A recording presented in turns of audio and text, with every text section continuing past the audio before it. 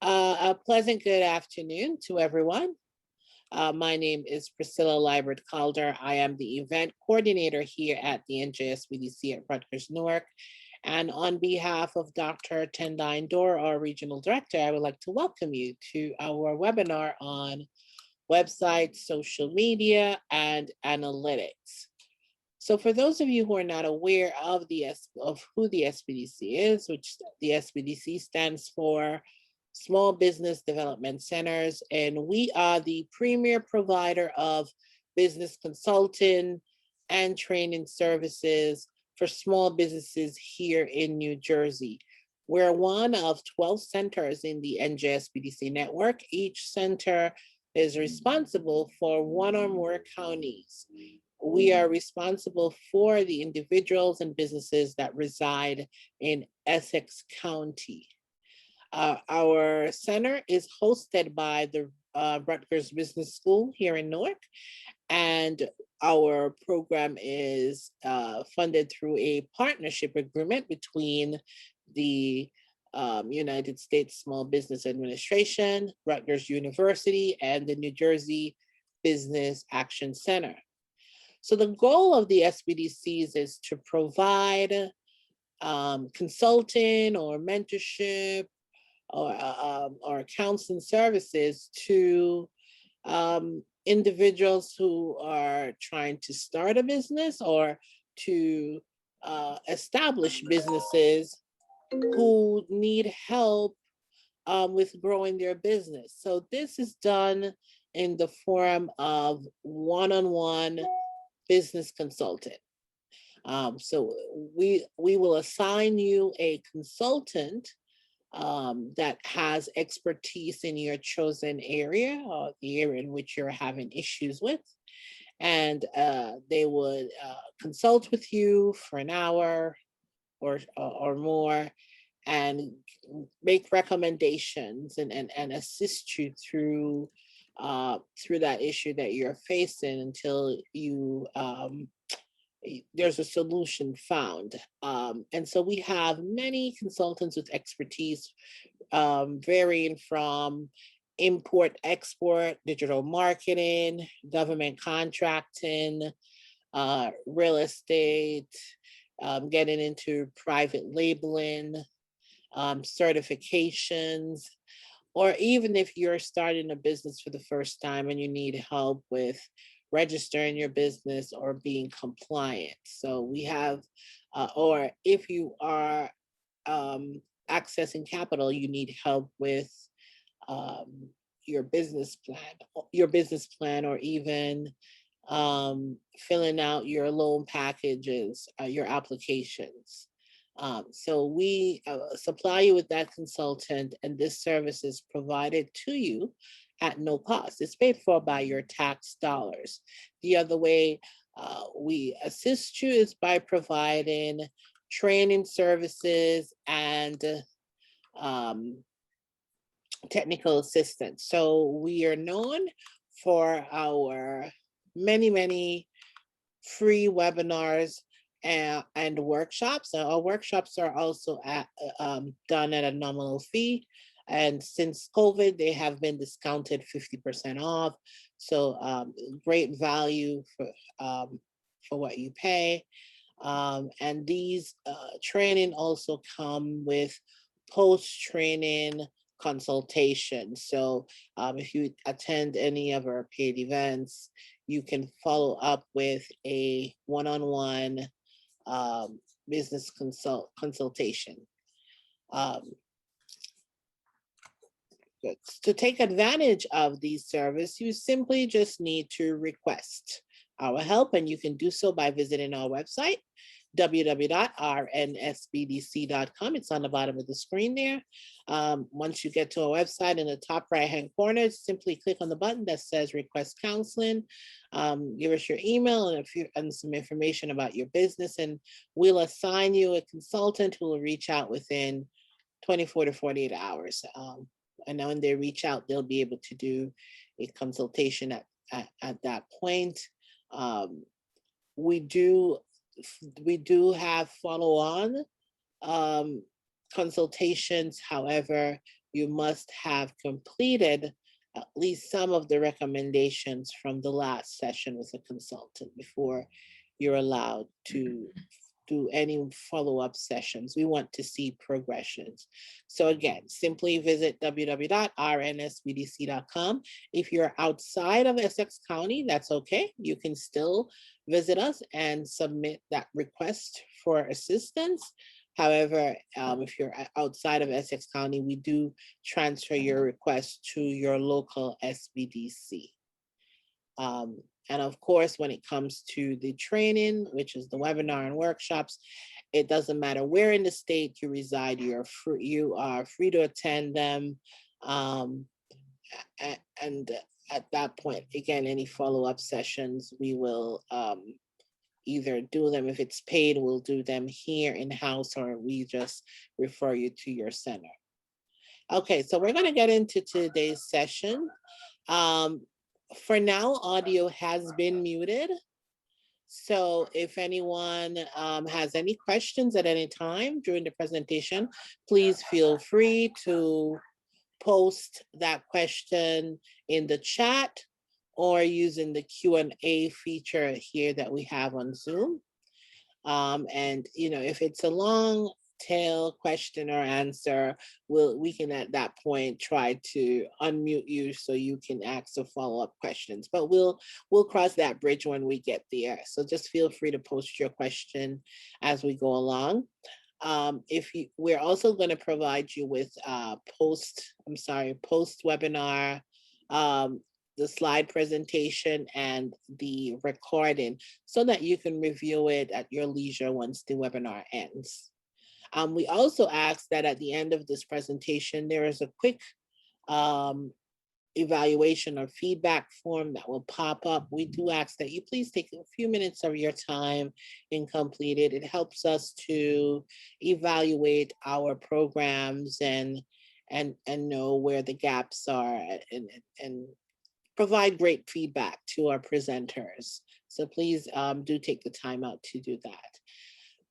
So now I'm going to introduce to you our presenter for today, Cecilia Henderson. So Cecilia is the owner of WSI Marketing Tech, a marketing firm here in Wayne, New Jersey. She's also the digital marketing consultant here at the NJSBDC at Rutgers-Newark, and she's the presenter for today. So I will let her tell you a little bit more about yourself and get into today's presentation. So without further ado, I'll turn today's presentation over to Cecilia. Thanks so much, Priscilla. I'm hoping that you can hear me. Loud and clear. Validated that earlier, I think. Great. Well, great. I'm glad to talk today about our favorite topic, and I'm going to share my screen. And just bear with for 2 seconds. Let's get rid of Zoom. Got Zoom within Zoom. Here we go. So our topic today is websites and social media for small business. It's a large topic. We do have a day-long class on this. I'm going to be focused on websites and social media for the most part. We do have somebody who focuses on analytics in the full day class for a period of time.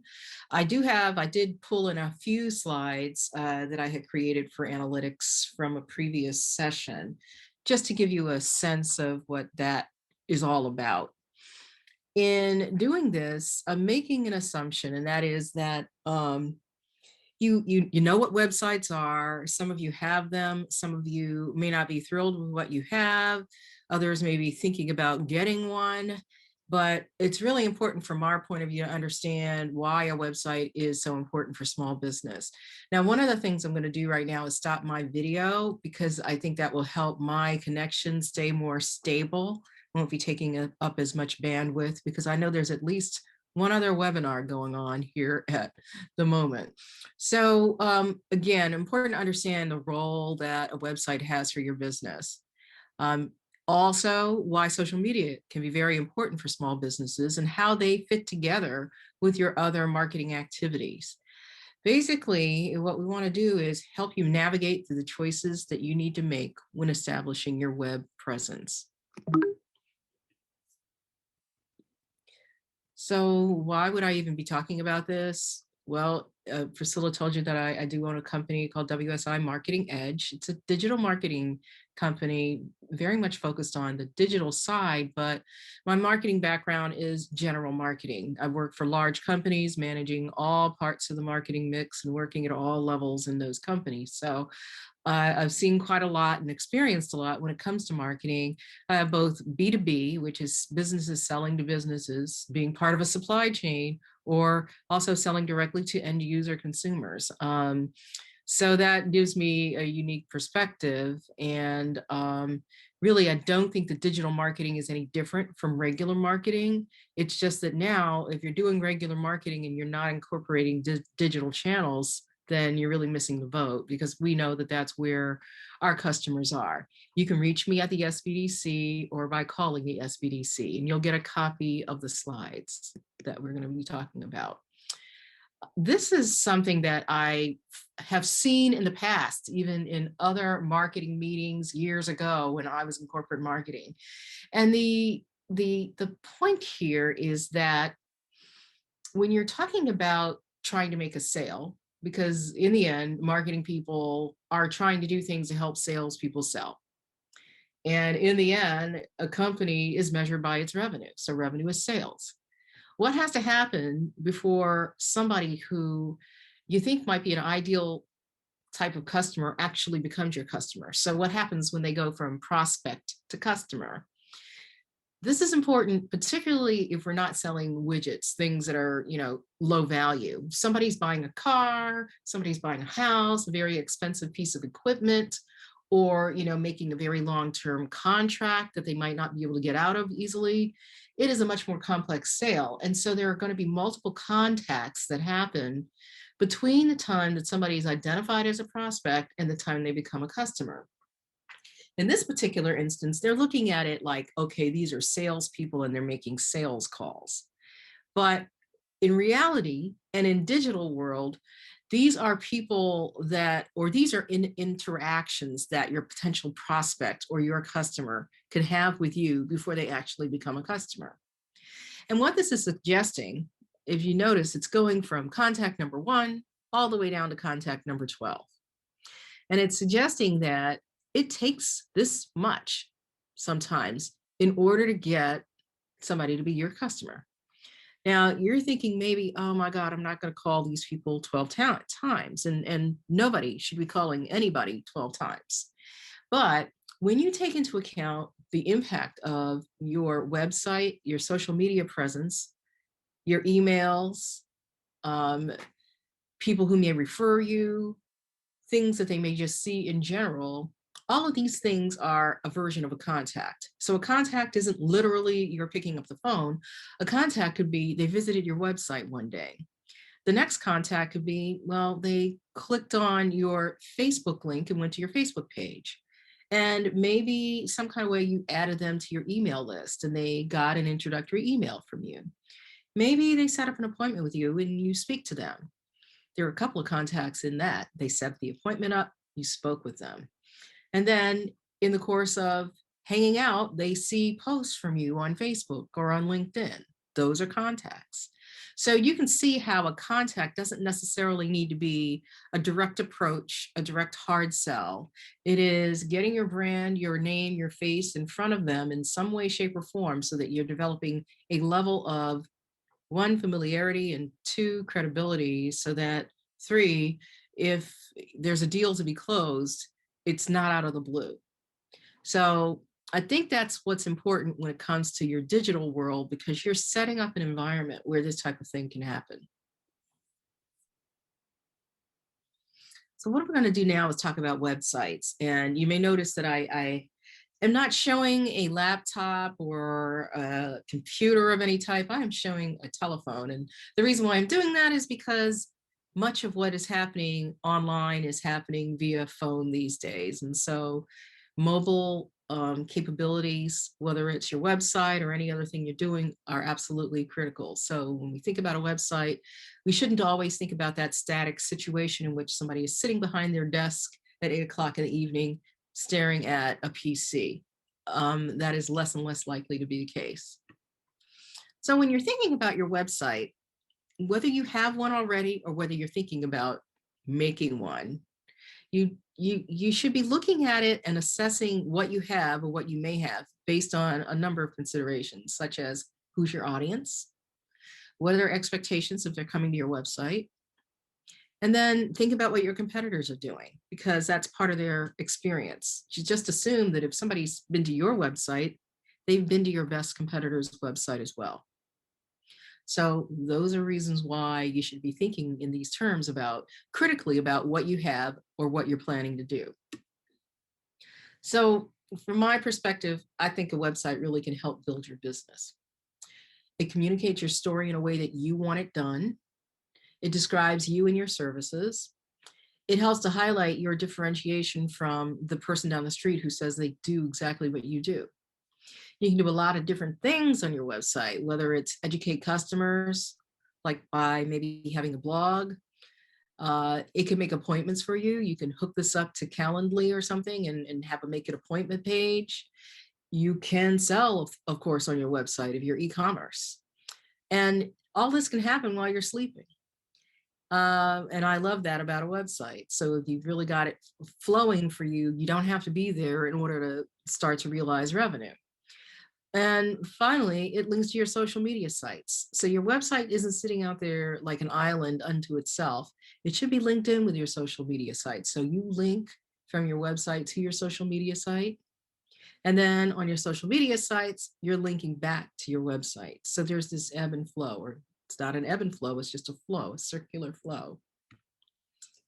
So I do want to address some of the most common hurdles that I see people dealing with when it comes to the website. And the most common ones I hear are, what do I say? What do I include in this website? And what do I not need to put? Oftentimes I find that people err on the side of, let's just put everything on that website because, you know, I just want to tell the most complete story and I want them to know all of these things about me. But in my mind and in the mind of people who have looked at this, and also data that talks about conversion meaning, does your website do what you want it to do? It's better to be simpler. You don't have to be complex at all. The simpler, the better. So focus on your customer.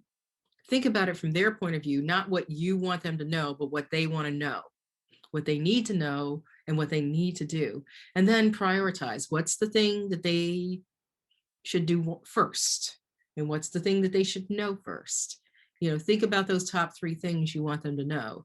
If that's not coming across because it's crowded with other stuff, then you need to take a step back. So I mentioned that we'd be talking a little bit about analytics, but one of the benefits of a website is the data that it can bring you, you know, whether it's how much traffic you get, how many people come to your website specifically, how many pages they look at when they come to your website. Do they look at 1 page or 5 pages? What's the bounce rate? In other words, these are the people that come and never leave your first page. They stay for a short period of time. So they're basically, oh, that's not what I wanted, and they leave. Also the click-through rate. What is a percentage of time that they, you know, come and keep moving forward? Or if click-through rate from a social media standpoint is, I put a post out there, what's the percentage of time people click through that post and go to your website?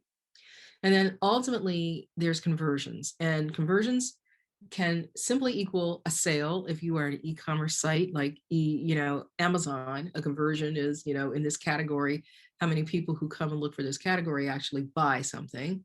But if you're a lawyer, it could be how many people come to that website and set up an appointment with you or click through to call you. So a conversion is an action that you want a potential buyer to make. Now, there are some conversions that are higher value than others. Like a conversion could be, you know, click here to watch this video. That's one conversion. Another conversion is click here to download this, you know, PDF, which is a list of buying considerations. And then there's another conversion, which is click here to set up an appointment with me. Well, setting up an appointment requires that they have an intent to speak with you. And to me, that's a higher value conversion than just downloading a PDF. But that PDF, which is a list of how do I make choices about buying might be better and a stronger conversion than somebody who's just watching a video. All of them require some level of time commitment and some level of action, but you can stratify conversions on your website based on how close they are to the intent to buy. You have to have some good expectations about your website because you've all been to websites that are multiple pages and you go, well, gee, nobody's going to go and read all those pages. And that's true. People don't read a website like they read a book. A good visit time for a website page is 2 to 3 minutes. A lot can happen in that period of time, particularly if you've arranged your website well, it's not cluttered. You got, the top 3 things that you want them to know or do, and it's very clear. So when I say 2 to 3 minutes, yeah, it is an average. Some visits are seconds and others are almost days. Think about it. If I just need to check a phone number, that's only a few seconds. It might even look like a bounce. That's why I'm not sometimes worried about bounce rate. But other times you might have a website where people are doing training. So they have to go through a session. Let's say it's an automated website and it's an education site. That visit is not going to be 2 or 3 minutes. So you have to think about how long it takes for them to complete an operation on your website and understand that if you expect a certain number of people to do that, then that's going to take that average visit and make it closer to that than to this 2 to 3 minutes that we're talking about. The other thing to think about is that for the average website, 2 to 3 pages a session is what people are going to look at. Realistically, people don't read it from start to finish. It could be read that way, and somebody who has really high intent is probably going to look at more pages. But if they don't have to search and if they can get directly to where they want to go in 1 or 2 clicks, which is ideal, then that's what it's going to be. So navigation is critical, and how you organize that website is really critical. So you clearly delineate where they need to go for what. If you have a situation where you have different kinds of people coming because they are, there are different segments clearly, you might even want to have 2 different routes. So, if somebody comes to your page, well, if you are type A, you go this way. If you are customer type B, you go that way. So you could have a website that is an education website. One might be for teachers and one might be for administrators. There are 2 different types of people with 2 different types of concerns. So teachers go over here, administrators go to the left. So basically that's allowing you to sort through and very quickly have them identify themselves and go where they need to go in order to get what they want. So when you're thinking about a website, we know that competition is very, very stiff for being found. When somebody enters your, a category into Google and they're looking for a particular thing, like in this particular instance, I said, I'm interested in a lawyer, somebody who's near me. So I typed that in. So what this is showing you, and you'll see this at the top of all of your Google searches, about 717 million results in about half a second. Now, how does that happen? Well, there's an algorithm that makes that happen. But just be aware that the first few things that you see are going to be ads. And then you're probably going to see a map, which shows people who have listings that Google is able to interpret. And so competition is really, really stiff to be found. So how does your website get found? Well, just understand that when you launch your website, you are not going to normally launch that website and then get a lot of traffic on day one. I always tease my clients and tell them the first people that come on day one are you, me, and all of your relatives or your friends. But it takes a little bit. Search engines like Google actually have to index the site. They need to basically look at the site, crawl it so that they know what's on it.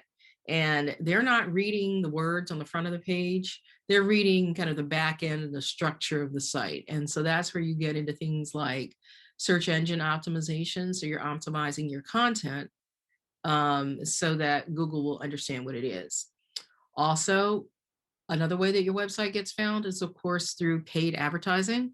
Whether you advertise on Google and you show up right up here, like we just described, or even you can advertise on social media and maybe you don't show up like that, but you show up in the stream of people that you think should be interested in your service. And then finally, the other way that your website can get found is, of course, through your social media presence in general. So you're just posting and you're sharing and you're engaging, and that can get people to your website. This is beyond all of the, I gave them my card, so now they have my website type of thing. We're talking about trying to reach more people than you can reach just by walking out on your own and bringing them in.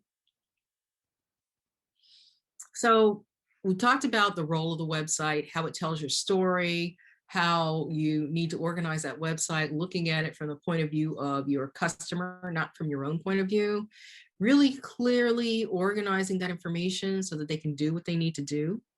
And we talked about how people usually use a website. So the considerations that you need to think about now are, if I have a website or if I don't have one, if I want to fix it or I need a new one, am I going to do this myself? Do I have the capabilities, the time, the real skill set, or am I going to outsource it and hire somebody to do it for you? A lot of times that may have to do with the kind of activity being done. If it's a very complex website, you may choose to outsource that. You also do need to think, regardless as to what you do, about what is it you want your website to actually function like. In other words, is it an e-commerce site primarily? Is it e-learning? Am I going to offer classes? The other thing that you want to think about with your website is how easy is it for you to modify if you need to. Is my business and the way I'm going to use my website such that I'm going to want to make changes on a weekly basis, or is it going to remain relatively static until I have a strategy change and I want to change an emphasis or add a page?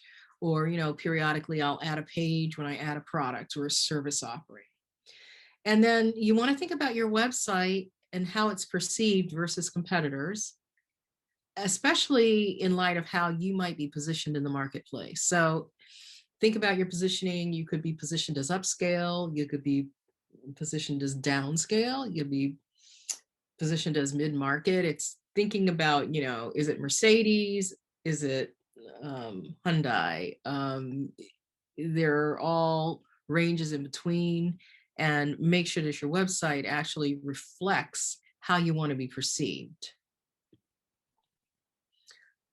I always have to walk through this with folks because there are different components to having a website. You want to think in terms of having your web address or your URL, www.forme.wsimarketingedge.com. Now, this is not something that you actually permanently own. You actually almost kind of put dibs on it for a period of time. And if you do not renew it, you can lose it.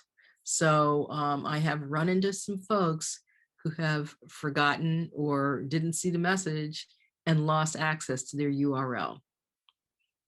The other thing that you need is, of course, your content that you or somebody else creates. So what are the words that are going to go on the page? What are the pictures? All of that stuff is your content. Then you need a place where you bring it together, which is where you host that site. So your address points to your content, which sits on either somebody's server or sits in the cloud, and that's your host. And then ultimately, at some point, you may need to do maintenance. In other words, you need to upgrade to the latest version of software that you're using or a plugin that you're using. That's the maintenance piece. So when you hear people talk about those kinds of things, they are different things, but your web address is something that you need to make sure that you hold on to, or else it could be, kind of a challenge. Now, I thought, I know. All right, so we'll move forward. Just in terms of the kinds of websites that are out there, we go into a bit more detail on this, but it's kind of hard to do this in great depth without, getting into each and every person's business. But on average, you could say that probably half the websites in the world are on a WordPress platform, but WordPress is not the only platform out there. Clearly, there are companies like Wix or Squarespace. There's also website platforms that are very much e-commerce platforms like Shopify. And then there are other things like WordPress, Drupal, Joomla. Those are other types of platforms out there. They're called CMS or content management systems, and they are really designed to help you build the website and maintain the website. So you shouldn't have to be a programmer, but there are still skill sets involved in doing it. So I would not say that, oh, well, just because you don't need to program, everybody should just go out and build their own website, because well, you'll see if you try to do it, it's a little bit more complex than that. So I have a question about, do I recommend DIY or outsource? Well, you know, Simon, it's funny because I do websites, but I know people that have built their own websites and they look lovely. Your issue is sometimes more around, you know, the back end of the website, and later on if you want to do SEO. So I don't have a firm recommendation. I just know that you need to think about what you're good at and how much time you want to take. Think about the fact that if you're running a business, you probably should have an hourly rate for yourself in your head. You know, how much should I be making an hour in order to have the income that I want to have? If you're going to spend a significant amount of time on something, then you've spent a significant amount of money on it. If it's worth it to you to do that, then that's fine. But this isn't a 5-hour exercise generally. So it's really around your skill sets and then where you think the best use of your time is in terms of this. Also, I would have to say, quite honestly, that some of the more strategic thinking around the business comes up when you start to try to structure a website, because this is where you start to think in terms of, how would I put it? You know, yeah, what is the most important thing? What is the core thing that I'm trying to do? And that conversation with another person is really valuable. So think in terms of looking, if you're going to outsource, for somebody who can have that conversation with you, and is not just taking what you've written and just throwing it up there, because that can happen. And maybe that is the best thing, but sometimes what you've written isn't necessarily what truly needs to be there. So I hope I've helped you think about that question. So I want to just, you know, as you're choosing platforms and deciding DIY versus not, think about longer term and bigger picture. Because just in a nutshell, I think that overall flexibility can be beneficial as your business grows. So maybe when you launch your business, you only really need a one pager because you've got just like such a simple thing that you're doing. And that can be fine, but over time you might want to add to it. It might become more complex. You might add e-commerce. You might have a lot of videos hosted on your website. You might want to reconfigure your website, and maybe your website in 2 years doesn't look much like what your website looked like when you launched. So flexibility is really important. Also, you know, if you should decide to move away from something, you know, let's say that you've gone with one of the cloud hosted types of websites like Wix or Squarespace, and you want to say, well, I'm going to go and get the WordPress site at this point in time. It's not necessarily pick up your stuff and go. It is just recreate the whole thing. It's just not easy to move away from those platforms and take your data with you. So your data would be your content that you put on the website. So just coming from the top, if you got the flexibility to add in things like add in the e-commerce would be a big thing, but even smaller things like how do I change my contact us forms or things like that, you want to make sure that a website has the ability to do that or has it already built in and you just have to enable it. So with WordPress, you'll hear the term plugins or integrations. With Wix, certain things may already be there, you just have to enable them. Certain things are not there and you might not get them, but many of the things that you need are there, you just have to enable them. The question is also, could it be modified in any significant way by a developer? Sometimes you might want to do something that the template itself on these DIY types of platforms, maybe they won't let you do it, or it's not immediately there. And you're thinking, well, I can get a developer. Sometimes you can do that and sometimes you can't. So those are questions to ask or assess when you're looking at it. How many pages can you have? This generally isn't a problem, but there might be some builders out there that are limited in terms of the capacity. This is something that I was alluding to before. How easy is it for you to migrate to another platform should you need to? How easy is it for you to incorporate e-commerce? Some people launch and we're never even thinking of e-commerce, but then e-commerce becomes something that they want to do. Maybe they are a consultant, but they wrote a book. Well, maybe they want the ability to sell that book through their website. That is e-commerce. Sometimes there are free platforms out there. They claim to be free. What's going on, though, is that you might see other ads on your website. You're basically kind of, if whatever you don't own, you don't control. And that's one of the fundamental challenges of the internet. Whether it is your Facebook or LinkedIn, you don't own those things. You don't control them. You do own your website unless you're getting one of those kind of free or really, really low cost websites. So think about ease of use. And the other thing is to think about familiarity with the platform. The reason why I bring this up is because as in many things, whether it's virtual meeting software like Zoom, there are so many versions of a Zoom out there.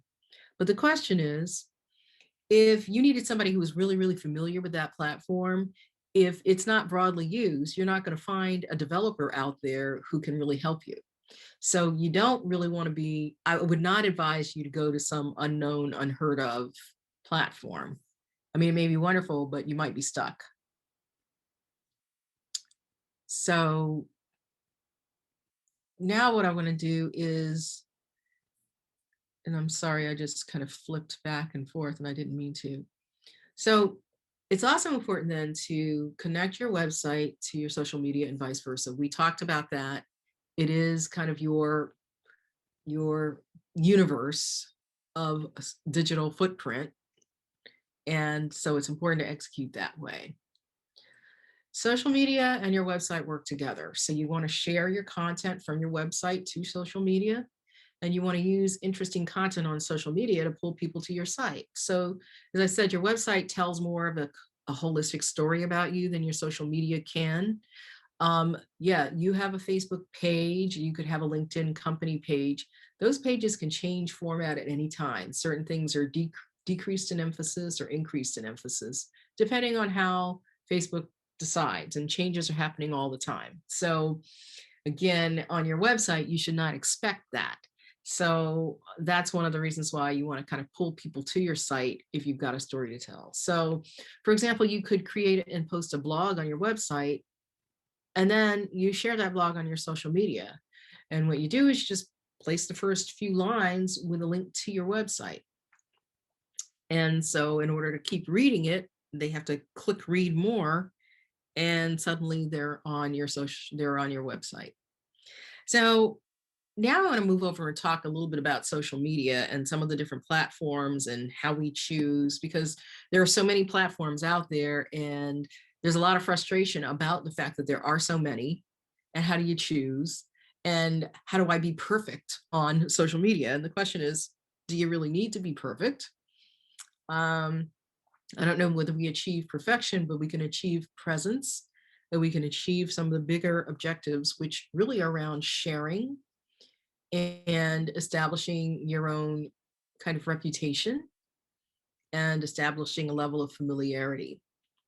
So your choice about your social media platforms is going to be driven by your business strategy. So, you're looking at this woman down here and she's grabbing her head going, what am I going to do? Take a step back here and go, all right, who are your customers? What are their demographics? Based on those demographics, where do they hang out? Not only that, what kind of messages do you have to deliver? Are you really having to be very visual? Are you going to be looking at, multimedia like video? What's the format of that message? And that may tell you a little bit about what you want to use and when you want to use it. So what does social media do? We talked a little bit about this, obviously relationship building, establishing credibility. It can do marketing and sales for you. It can help in terms of building your image or your reputation.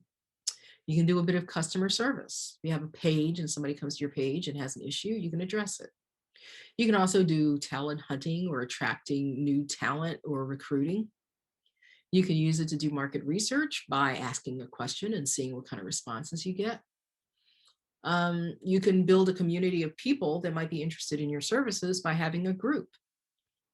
So these are groups of people that would be able to communicate amongst themselves and that you would actively manage. And of course, your social media can bring people to your website. And if your website's e-commerce, that's revenue. So I want to talk to you a little bit about best practices and considerations when it comes to social media. You want to develop a defined objective about what you're trying to accomplish in using your social media platforms. And think about what your customers or clients are doing on social media. I mean, for the most part, unless we're talking about LinkedIn, they're not there for business.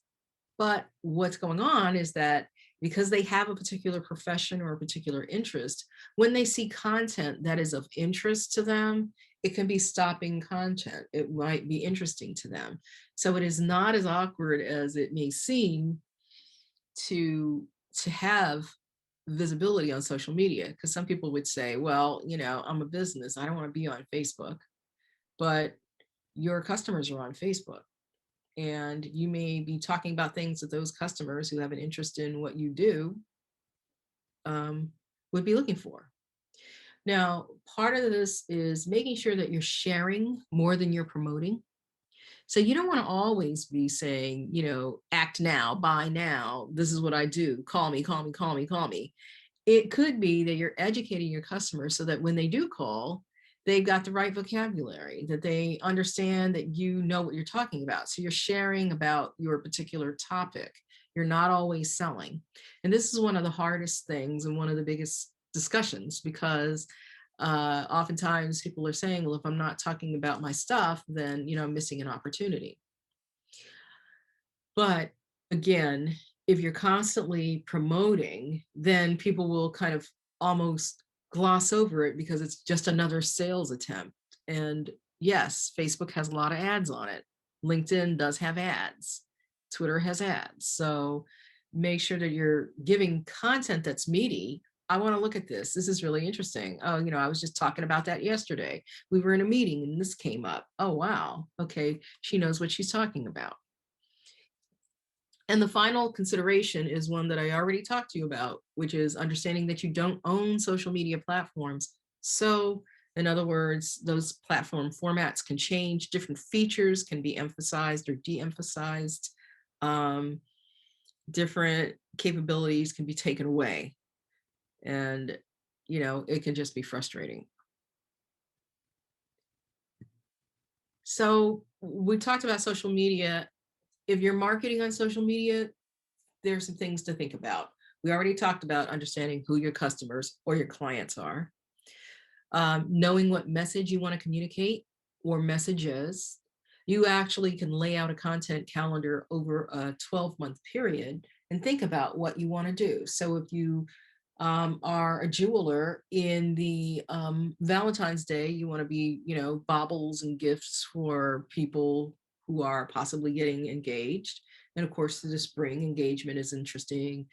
In May, Mother's Day is important, Father's Day, and then come the summer holidays. And what would you do for that? And then what would you do for the fall? So you can think about what kinds of things that you want to highlight or emphasize in different times of the year. It is based on what you think will move at that time, but then the question becomes, all right, if spring is engagement time, it's not always I'm selling engagement rings. I might have a lot of engagement ring pictures, but I might also have, let's talk about cut, color, and carat. Let's talk about all the features of a diamond. Let's talk about whether or not an engagement ring needs to be truly a diamond, or can it be some other colored stone? So that's what we're talking about in terms of sharing, as opposed to always selling.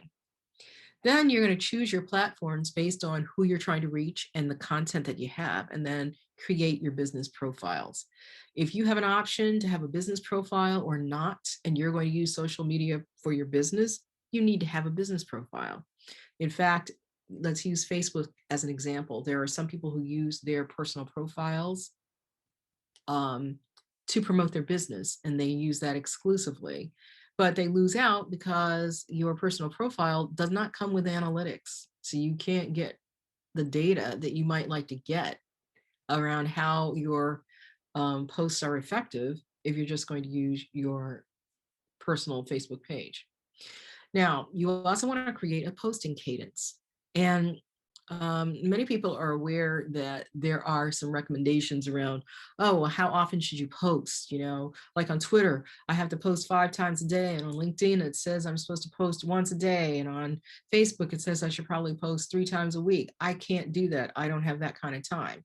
I agree. None of us have that kind of time. I would say set a cadence that works for you and your business, because in the end, if somebody is coming to your Facebook business page or your LinkedIn page or your LinkedIn profile, here is a situation in which over time you build credibility. So they're going to look and say, oh, wow, this person is really, really active in this area. They post all the time about it, but they don't sit there and go, oh, well, they posted on Tuesday, but they missed Thursday. And then they posted on Friday. So, I'm going to ding them for that. What they're going to be looking at is the overall impact. The other thing that you might want to do to make your life easier is to consider using social media management tools. And there are some tools out there that will allow you to post from a central location so that you don't have to go physically to each one of those tools. So you could go to Hootsuite and create something that could then be disseminated across Facebook, Instagram, LinkedIn, Twitter, and even Pinterest. So there's other, I'm familiar with Hootsuite, but there's Planoly, there's something called Later. They all have slightly different kinds of capabilities, but the objective here is to kind of keep you able to be engaged without, how would I put it, without having to touch every single one all the time. So on some of them, you can see all the comments, you can respond within them. That means that you don't have to, as I said, go to each one. So I think that might help some who are concerned about managing multiple platforms at the same time. It's not necessary to touch each one of them. The other thing that you can do is, you could actually, when you think about this posting cadence, you can even outsource your posting if you're in a particular area, because there are people who will just post things that are relevant to your business. We'll have a discussion with you around, the different topics of interest and sources of information, and then go on ahead and post for you. So you can really outsource that as well. But if you're not going to, then you consider these social media management tools. And the other thing is that you can evaluate your metrics to understand your impact. Again, especially when you're using your business platforms, you can do that.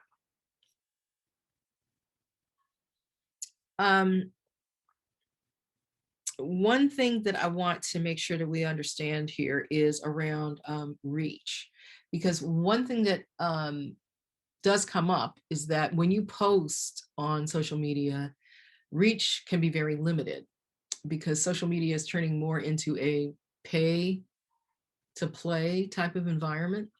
So organic reach would be non-paid exposure to an audience. So in other words, I put a post on my page. How many people see that without me putting any money behind it? That's organic. On the other hand, there's something called paid, where you can either create an ad or you can take that post that you've made and essentially boost it.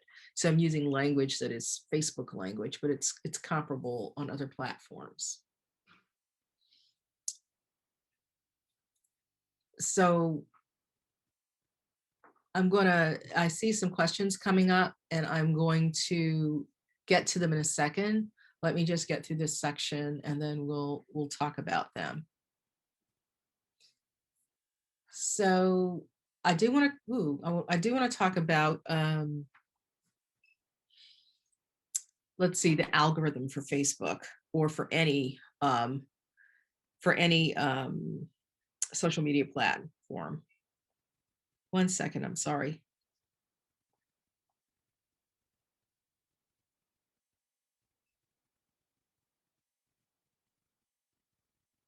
All right.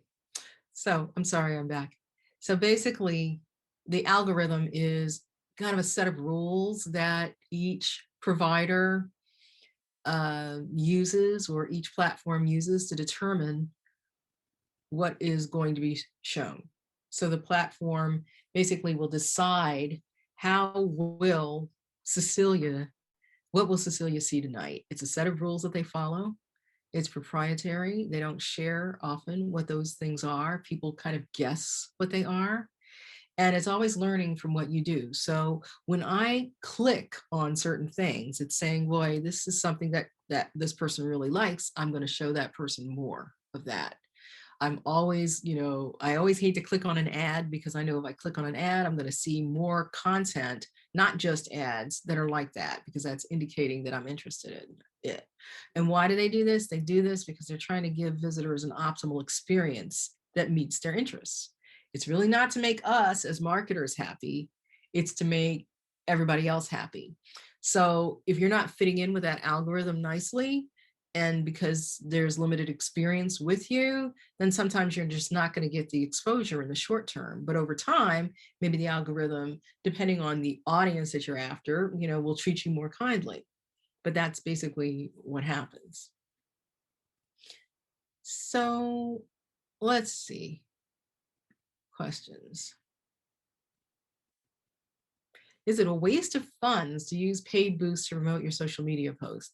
I wouldn't call it a waste of funds, but you have to do this strategically. It's a waste of money if you're, first of all, targeting the wrong audience.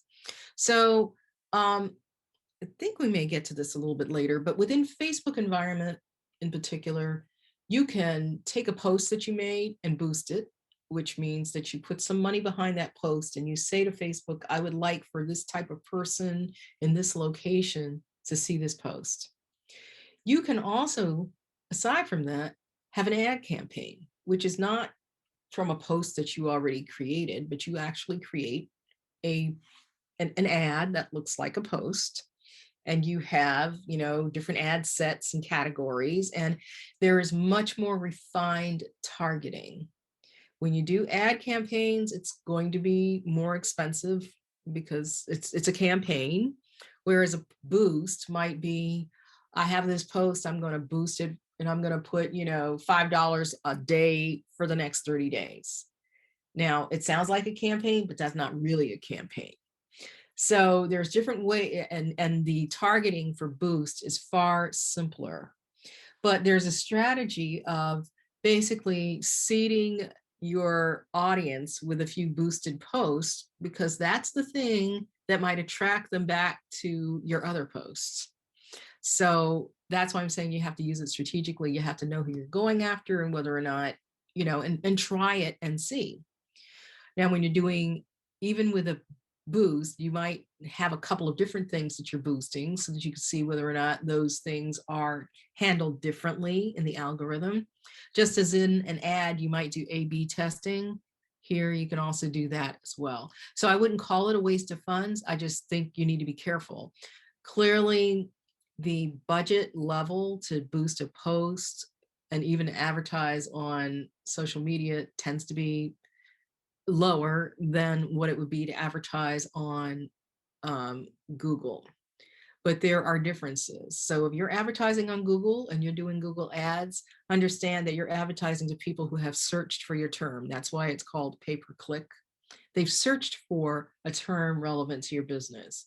On the other hand, in Facebook, what you're doing is you're saying, I sell high-end shoes, and I'm focused on this particular county, and I want to show this to women between the ages of 25 and 55 in these geographies, this town, this town, this town, this town. That's kind of how a boosted post would work. In other words, you are trying to put your ad in front of the right people. So it's almost like having a billboard in the right part of town, as opposed to, again, on the Google side, where somebody's actually searching for shoes and they've already indicated that they're in the buying process. So I hope that is a bit of a subtlety, but that we understand that. So there's a question around personal Facebook and business Facebook. Should you have two separate accounts? Okay, so basically, we may be using terms. I'm not. The terminology here is a little different, but your business Facebook page is always in this day and age connected to a personal account. But your personal account is not something that everybody needs to see. So for Facebook purposes, it's linked to your personal page, but it is not a public page unless you make it a public page. It's like anybody's personal Facebook profile. Some people have Facebook profiles and there's nothing on there because they're not on Facebook, but they have a business page and they need that. So for business, I mean, I don't think the personal page comes into play if you have a business page, because you need the data for the business page. So I'm not sure what a fan page does. I mean, that's not a terminology that I think we use these days. So basically what I would do is I would say, if you're not interested in having your personal page be known, you don't have to worry about that because it's not known. It's just that for Facebook purposes, Facebook is very interested in making sure that you are who you say you are. So they don't have people, it's actually illegal to set up like an avatar and say, okay, my name is, Simon Legree, and then I'm going to attach my Facebook page to it. You're not real. That's a problem. So I would not even try to circumvent that, because now people are having problems with things like that. So now one of the things that I want to talk about is Google My Business, because it falls kind of in the social media area, but not really. But it's very relevant to your website, to being seen, and you can link many places from it.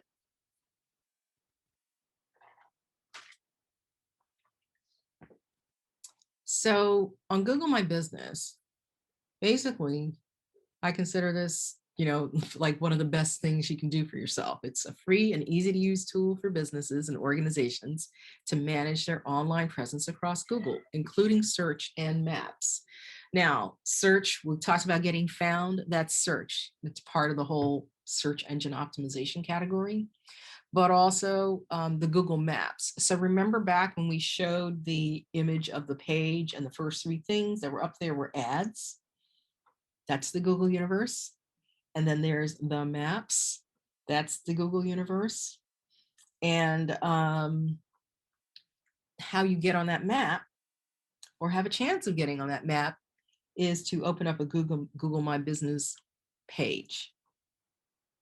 So I'm sorry, I'm not able to progress here. Hold on.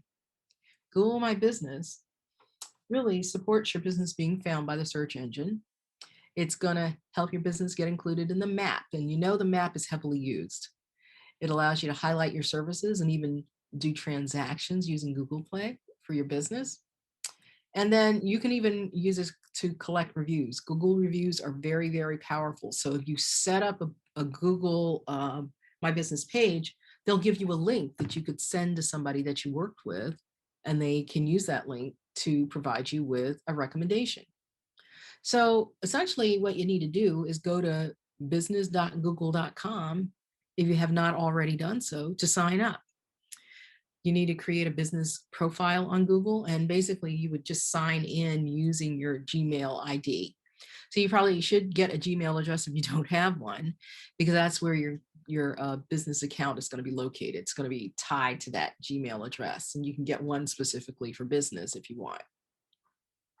But if you do that, again, you get this great benefit of making sure that you're on the map if you're a brick and mortar business, or at least you lay out a service area. So for a business that does not have a store or an office where somebody comes to meet with you, you can still say, and let's say you're a plumber, okay?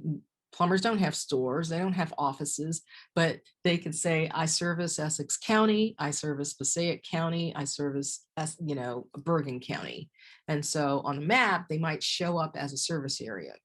Quite frankly, if you don't have a street address, it's not as easy to be found on the map itself. However, the very act of having the Google My Business listing gets you a lot of credibility and helps you to get found from your website and every place else. So there's a question about, can I use my corporate email to sign on my Google business?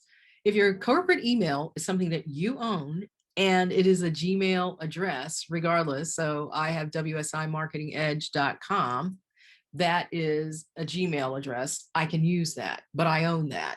I wouldn't do it if I didn't own it. So yes, you can do that. And it's great because you're able to, again, associate your analytics from Google as well as your Google My Business all in one, under one ID. So in this particular instance, here is a Google My Business listing. So I just looked for a doctor that I know is not too far away from me. And I find a Google listing for him. It's this side panel that ideally I would like to show up every time somebody looks for my business. And what you see is he's got one Google review, which was 5 stars. You see that there's a link here to his website. You see there's directions because he's in the map. You've even got pictures of the outside of his office. You've got pictures of the inside of his office. And by the way, you can call him directly from this. The other thing is that you have the ability then, because you've got this, to create almost postings, essentially. And you can add photos. You can create a post. You can add services. So if you go into it, you'll see that it's very rich with detail that you can add. And I almost think of it more as another way that I can tell Google what I have, even more so than showing up on the side panel, because it really just facilitates your website getting a lot more visibility. Keep this up to date, change it periodically, update it with new services. These days, you'll see things like COVID updates. What are you doing for COVID-19? Do you have different hours? If you're doing some kind of specific service, you can put it there. So it's a wonderful tool. And again, I think when it comes to being indexed, making sure that Google knows that your website is there and that you're getting some visibility, I think this is really, a good first step. Now I want to move into Facebook, and we're going to talk about some of the social media platforms fairly quickly, just moving through them just to make sure that we've touched on some of the highlights. There's some things that I may just gloss over here, but we all know Facebook and the logo and the linkage it has with Instagram, by the way, very important. We know that Facebook is really the largest social media platform out there. Instagram is one that has grown very quickly and appears to be very prominent among people of a certain age. They tend to be younger, women. But if you really just said, all right, I don't want to miss anybody, Facebook is the place to be, because 68% of adults are on Facebook and half of them are using it several times a day. Many of them are using it more than once a day. So Facebook becomes important. It's a true player. So we talked about the different things that you got on Facebook, your personal profile, which, as I've said, don't worry about people finding you. You can hide your personal profile. That's in your settings. You can manage your settings and manage the visibility of anything personal about you. Your business page, on the other hand, doesn't make sense to have one if it's not going to be public. I don't even think you can have a non-public page. And then the other thing that you can do is groups. Remember, I talked about having managing communities. This is where you might have groups. Or if you are a not-for-profit and you got people that are interested in your particular topic, a group might be a great place to have discussion. The neat thing about groups is that you got a little bit more, anything that is posted in a group has a much higher likelihood of being seen by a member of that group. It's not 100% because there's still an algorithm at play, but the group is there because the group has expressed interest in a particular topic. So that's why a group is great. It's a captive audience.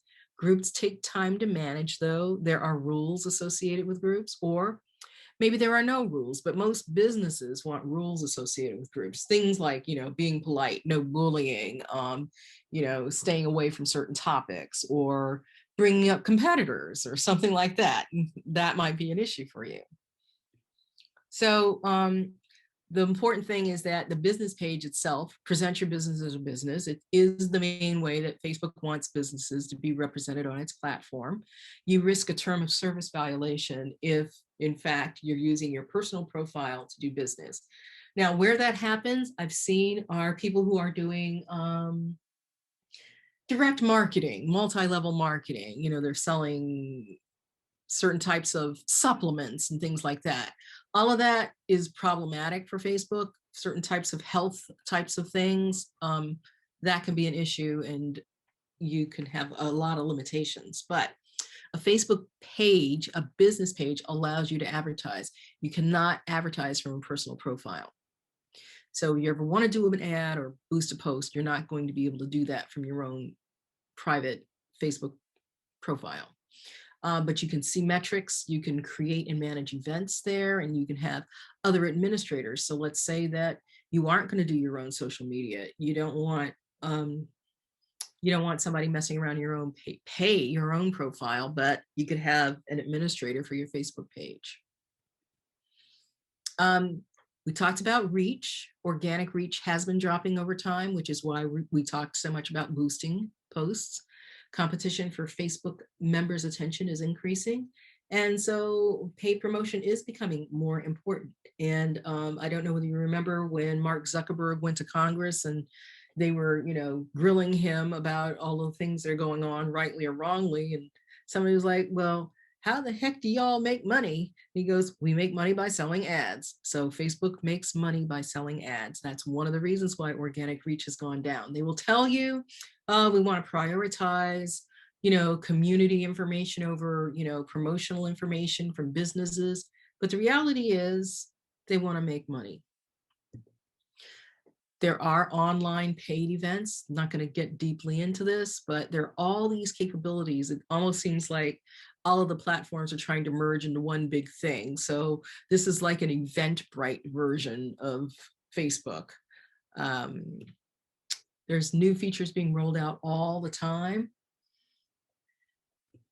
And they do place a high value on original content. They don't necessarily love it when you're sharing articles and stuff, especially articles that are questionable. There's a lot of concern, particularly now around health stuff, around COVID-19 stuff, as you know.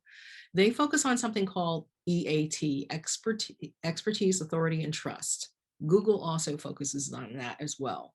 So if I am a layperson and I decide that I'm going to create and want to boost a post about COVID-19 and how honey is really great for it, that may get flagged. They're trying to minimize fake news, clickbait, etc. And the issue is that people don't appear to be really good about sorting through. So hearing that Cecilia Henderson thinks that honey is great for COVID-19, for some people, that's as credible as hearing, somebody on the evening news at 6 o'clock saying the same thing, strangely. So there's obviously a lot of controversy, and that's kind of at the heart of it. So we already talked about boosting a post or creating an ad campaign. There's different levels of targeting. I want to move into Instagram quickly because, again, it's one of the moving platforms in terms of growth. Video and photo sharing, the much more visual platform just because of the format of an Instagram post. And it's also a highly, I mean, you really can hardly post on Instagram without a phone. You need to do it on a phone. Facebook is very different in that respect. So because I manage different people's accounts, I always get confused and I try to do things on my computer and I'm like, oh gosh, I have to move to the phone, which then Hootsuite helps me because if Hootsuite is connected, then I can just do it on my laptop. So a huge number of users. Obviously, there's a bias towards younger people. It's 25% though of Facebook's ad revenue. But what's interesting is that 80% of people that are on Instagram will follow a business. So when you talk about, well, does it make sense to have business engagement on social media? Yeah, because people follow businesses, and you'll see this even on Twitter as well. So it's not a place where businesses shouldn't be because people are only doing, family stuff. That's not true at all, because people actually follow businesses that they're interested in. There's different, areas of Instagram. You all probably know this, the regular feed, Instagram stories, Instagram live, IGTV, there's reels now. So you can see that these represent an opportunity for branding. This is the 9-pack, the 9-box for a particular company. This is Coach, but you can see that it has a certain look and feel that is associated with that brand. It's again, very visual. So advertising on Instagram is linked to Facebook. You can do it jointly or separately. So that when you've laid out your boosted post or your, not your boosted post, but your ad, you can actually say, I want it shown in these different places, or I want you to determine the best place to show something like this to reach the audience that I'm using. So that's algorithmic, and it will learn over time the best strategy for you. Obviously, we talked about new things always coming. Just remember that what I would say is a caution, because as I've said, I feel like these platforms are merging and bringing what they think is the best of other people's platforms into themselves.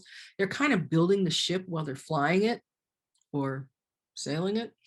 And so sometimes it's just not perfect. So you will see glitches. And right now, Instagram and Facebook have been very, very glitchy on a number of things. I want to talk about LinkedIn because LinkedIn, we're all businesses, and depending on who our audience is, LinkedIn can be very relevant.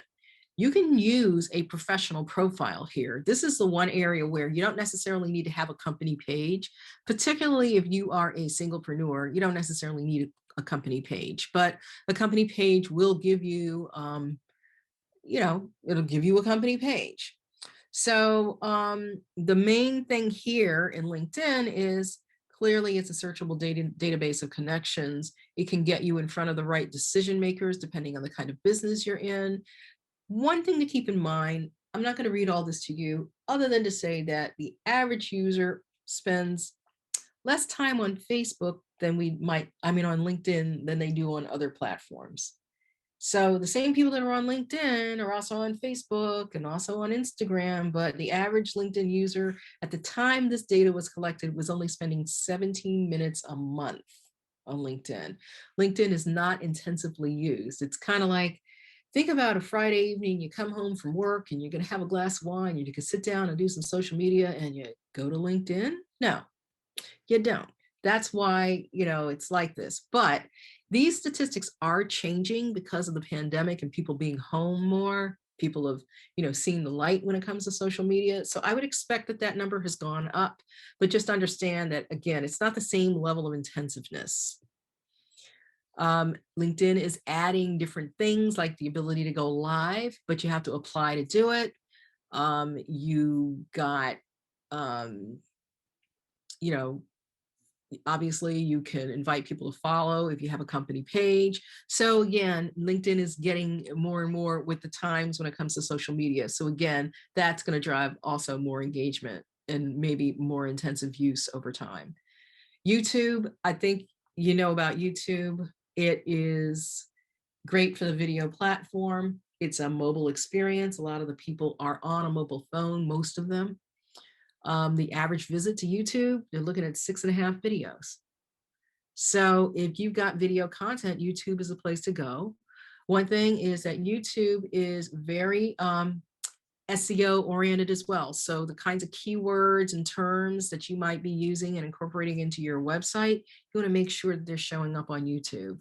And that would get you, that will help the algorithm. Again, YouTube is a Google property. So there's that lovely connection. Twitter, I want to make sure that we are all thinking about Twitter because it is very easily used by business people. It is great for people with technical backgrounds. Twitter is a great place for you to keep current for your own competition, depending on the business that you're in. Twitter usage can be very intense. It's got the most, let me go back, I'm sorry. 30 million users in the US, and it's not growing fast, but 22% of adults use it. But if you look at it, it tends to skew a bit younger. Now, everybody always thinks of Twitter and, you know, our former president, but actually the most followers worldwide as of May 2020 was Barack Obama, followed by Justin Bieber and Katy Perry. So it's kind of an interesting thing when you think about how Twitter is perceived and talked about in the news. The other thing that I would say about Twitter that I want you to know, and we didn't put this here, not everybody who's on Twitter tweets. In fact, it's 20% of the Twitter users that generate 80% of the content that's on Twitter. So that represents an opportunity for business that's going to have meaty content to put that on Twitter and get consumed. Of course, you know, there's TikTok. And at the time, I remember we were concerned about the Chinese connection with TikTok. It seems to have kind of gone away. Many, many other platforms. So again, how do you sort through this? You're thinking about who are the people that you're trying to reach. And you can even ask your customers as they walk in the door or as you meet them on a daily basis, what social media platforms do you use? You know, there's one thing which is data, which tells you about a demographic. There's another thing to just actually ask 10 of your customers, what are the platforms that you use? So I know we're running out of time, and I'm just going to move through this very quickly. We talked about analytics, and I showed you this before. You know, this is basically from the website page that we talked about. But you can learn a lot. And with Google, once again, you got Google Analytics. So it can tell you where your traffic for your website is coming from, what kind of device they use to access your website, where they came from in the world.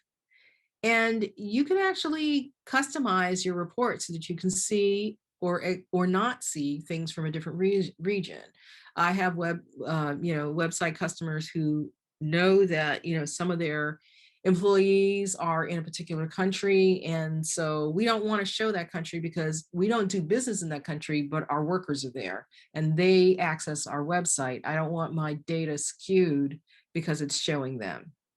Or I don't want my employees in my company here in New Jersey to show up, all those searches that they do on my website. So I'm going to exclude certain IP addresses. You can do that as well. So we already talked about what's expectation for a website. It flows into your analytics. But the main thing when we're dealing with analytics, you can get a lot of different analytics, a lot of different data. The main thing here is, what am I going to do with that information? So beware of analytics for the sake of analytics. The ultimate analytics, especially if you have an e-commerce site, is, did somebody buy something? Or did somebody call me up and make an appointment from my website based on what they saw? Or did somebody fill out the contact us form? That's the ultimate thing. So maybe you don't have all the traffic numbers or all the site visits, and maybe you only had, 100 customers visit your website in 2 months. But if there were 100 of the right customers, that's the thing that matters. So just kind of bringing all this together, we talked about the website, we talked about the social media, we talked about the messaging and all of that.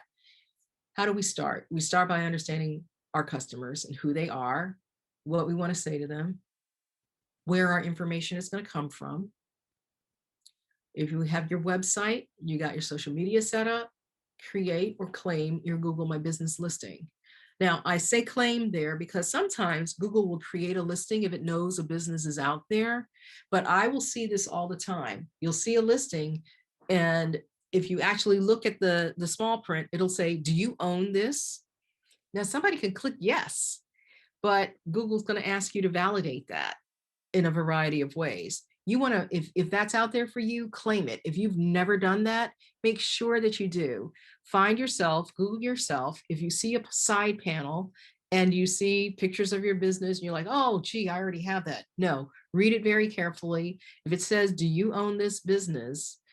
I would suspect that you have not done the work to actually claim and validate your business. So make sure that you do that. When it comes to your social media, pick one or two of the platforms that we talked about and learn them. Don't worry about knowing them all. If you want to add them in the future, add them. But once you talk to your clients or customers, you'll find out maybe that there's only a couple that make any sense. Be consistent in your posting schedule. So don't worry about the rules around how many times you're supposed to post. There are some guidelines that would suggest that, you can post too much.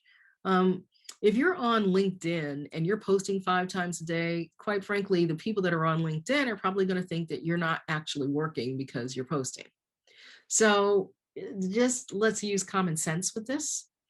Determine if you want to use additional tools like a Hootsuite or any of its competitors, Later, Planoly, Promo Republic. Track your performance and learn from it. So you'll find over time that maybe certain types of posts that you make get more distribution than others, and or get more reaction from your customer base. So once you're doing that, you have the opportunity to learn from that and then react to that information. So remember, I talked about the analytics. What are you going to do with it? You have to do something with it once we've learned something. If what we've learned is that we should just keep doing what we're doing, that's great. But if we're learning that certain things are just ineffective, that's an opportunity to stop something and start something else. Because again, you've invested time and money in it. Let's make sure that we don't continue to invest in areas that aren't really driving our business. So the key takeaways here are digital presence. Let your brand be where people are, and it really supports your brand. You want to leverage all the capabilities of the platforms that make sense for you. You understand who uses it and how they intersect with your target audience. Make sure that you always assume that people have a short attention span. Remember that 2.5 minute kind of time frame. And make sure that your social media activities are aligned with what you're doing elsewhere. There is no, I'm going to do this over here and over there, I'm going to do something totally different. That just does not work because we're all living in the same world. So at this point in time, we'll go back and see if there's any questions. And I want to urge you before we end to take advantage if there is an opportunity for you, or there is an opportunity, you should actually schedule a follow-up one-on-one. So I do see a question here. Does Google My Business have customer service? I don't know whether Google in general has customer service, but there are ways that you can appeal. I can't tell you off the top of my head, but I think if you go in there, if you have problems or questions or an objection, then you could, I'm just assuming that you have a problem, but let's see if we have the opportunity. Do you want to unmute yourself and ask your question? Do you have a particular question about Google My Business? This is Simon again.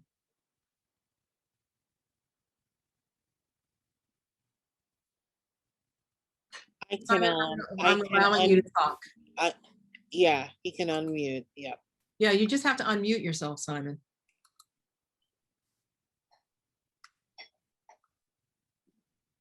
Okay, he's not unmuting himself. So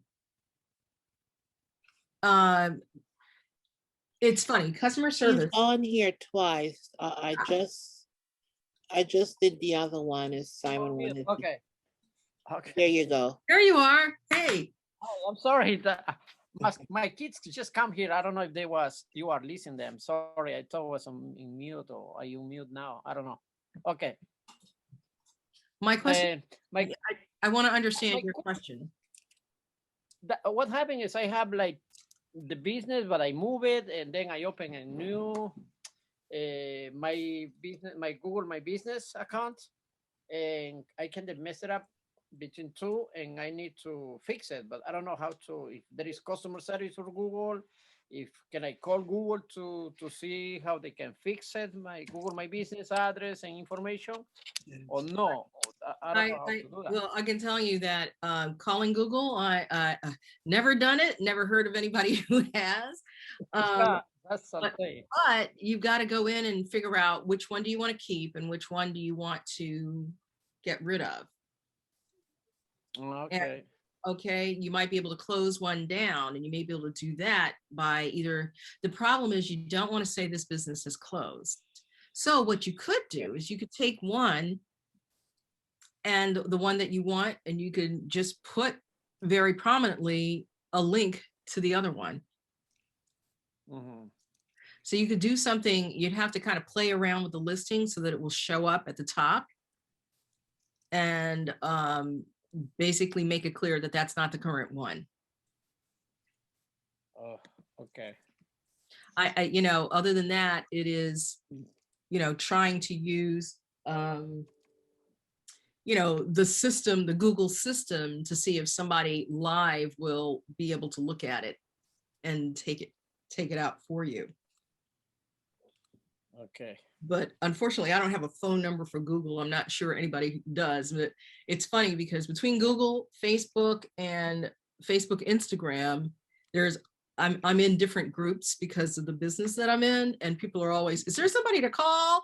And everyone's like, no, there's nobody to call, but here, you know, here's a workaround, or, you know, you just have to wait for it to work its way through a system. A lot of what happens is, you know, artificial intelligence stuff, particularly on the Facebook side. So I'm sorry that we don't have a good answer for you. Okay. Okay, are there any other questions?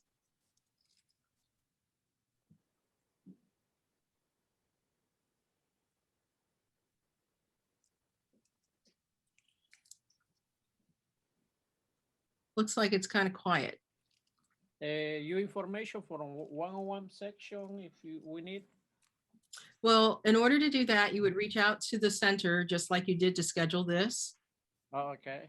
All right, and then they will schedule you with a consultant. Perfect. Let's see.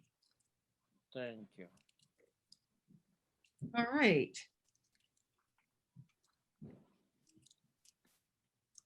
Well, I think that we are at 4:30. I'm just saying, okay, wait a minute. I see something down at the bottom. Yes, okay. That was Simon. Okay. Okay, thank you. Well, thank you very much, everyone. Thank you. Thank you. Have a good day. All right, take care. Bye-bye. Bye-bye. So Priscilla? All right. So I guess that's the end for today. Thanks to everyone for joining, and a copy of today's presentation will be emailed out to everyone. Please take a few minutes of your time to complete the evaluation or the feedback form that will pop up at the end of the presentation. And we do look forward to seeing you either at our full day workshop or on future webinars. So we'll be ending today's presentation.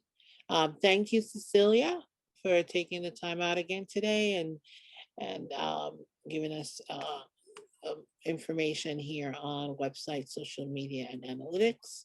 We're looking forward to your full day workshop. And so that's it for today, everyone. Have a great day. Okay, thank you for your help. Take All care. right. Bye-bye. Bye. At the New Jersey SBDC Network, our mission is simple: to help businesses grow and succeed. Our consulting, training, and information services make it easier for businesses to reach their potential. Whether you're currently in operation or just starting out, we have the right tools, resources, and expertise to help you succeed. Visit us online to get started on your path to success today.